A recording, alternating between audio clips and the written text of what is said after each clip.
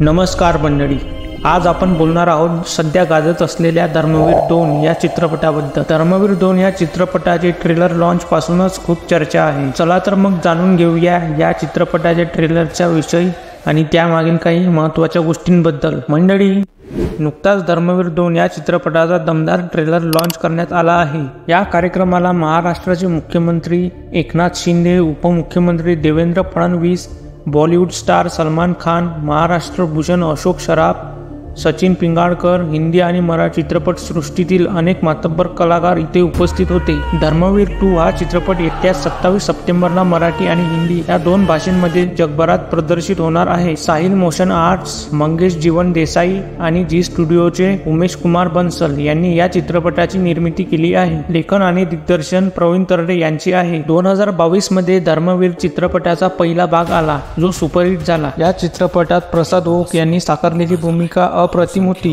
दुसऱ्या भागात देखील त्यांच्या भूमिकेत त्यांनी अप्रतिम अभिनय केलेला आहे। कार्यकर्ता घरात नाही तर लोकांच्या दारात शोभून दिसतो, हा डायलॉग तर एकदम स्मरणात राहणारा आहे। धर्मवीर 2 या चित्रपटाचा ट्रेलर आपल्याला पहिलेपासूनच गुंतवून ठेवतो। तुझ्या आणि हिंदुत्वामध्ये मी जरी आलो तरी मला बाजूला सरून हिंदुत्वाला मिठी मार, या तिघे साहेबांच्या तोंडी असणाऱ्या डायलॉगने तर अंगावर काटाच उभा राहतो। मुख्यमंत्री एकनाथ शिंदे यांनी या चित्रपटाबद्दल सांगितले की मागच्या भागापेक्षा या भागात क्षितिज दाते यांचे काम छान झाले आहे।